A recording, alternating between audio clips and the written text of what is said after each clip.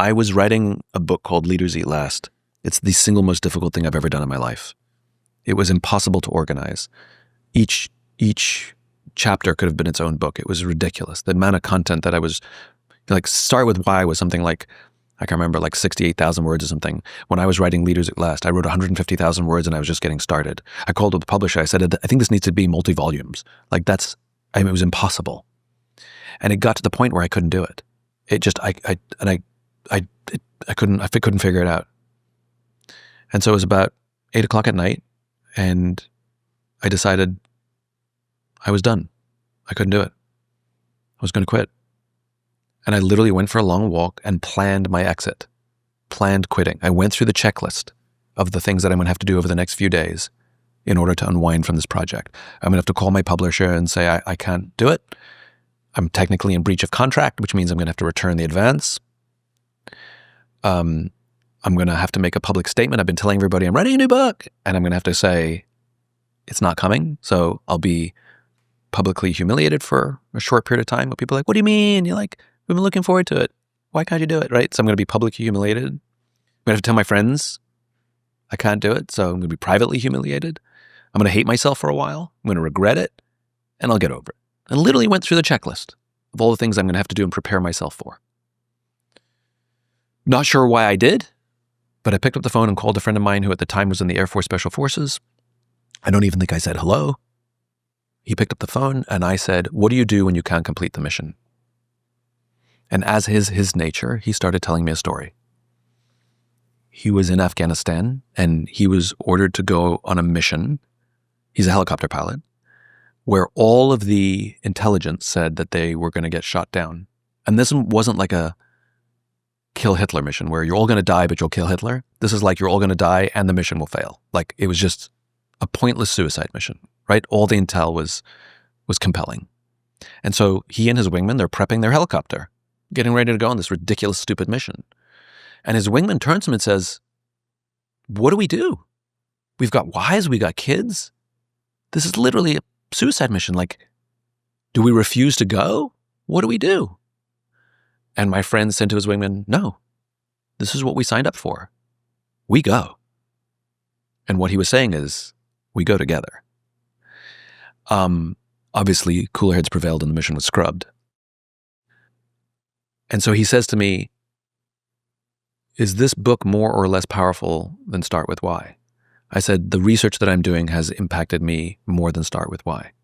He goes, okay, I'm going to tell you a funny little story. Because before I met you, I became disillusioned with the Air Force. I didn't want to be in it anymore and I was going to leave. And I found this kooky little book called Start With Why, and it completely inspired me. It made me a better leader, and I stayed in the Air Force, and I am so glad I did, because I'm better than I was before.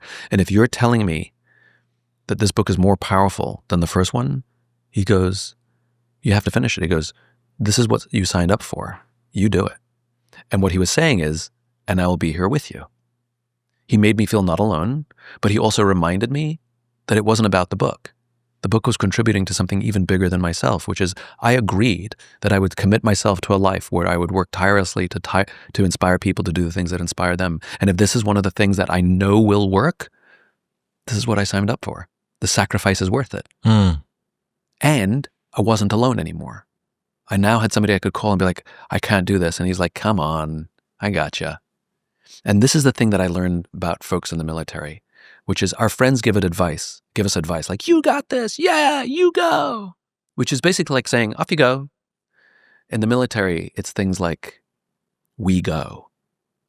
Even though I have to do the work, we go.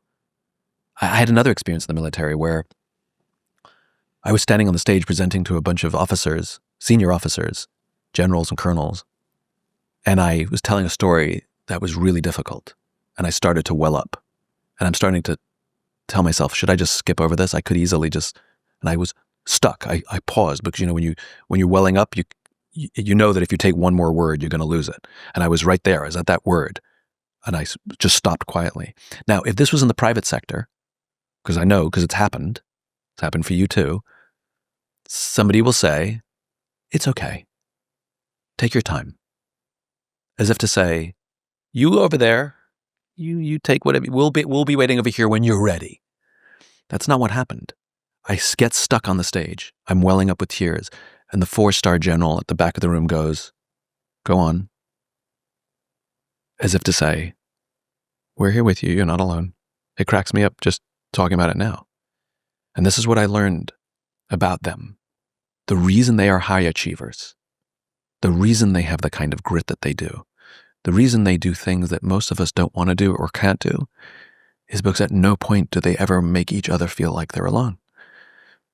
At every point along the way, they know that someone has their six, someone has their back. They will sacrifice their lives for people they don't even like because they know that that person will sacrifice their lives for them. And I think this is the missing thing that we don't talk about enough in all of this high achievement stuff and finding your purpose stuff. It's too hard to do alone. Human beings aren't made to survive by ourselves. You go out into the wilderness by yourself, you'll get eaten by something, you will die. Go out in a group, you're fine. We're fine. We are social animals.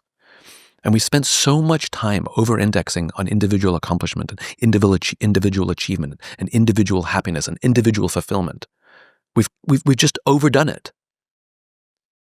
That we've forgotten that the hack is together.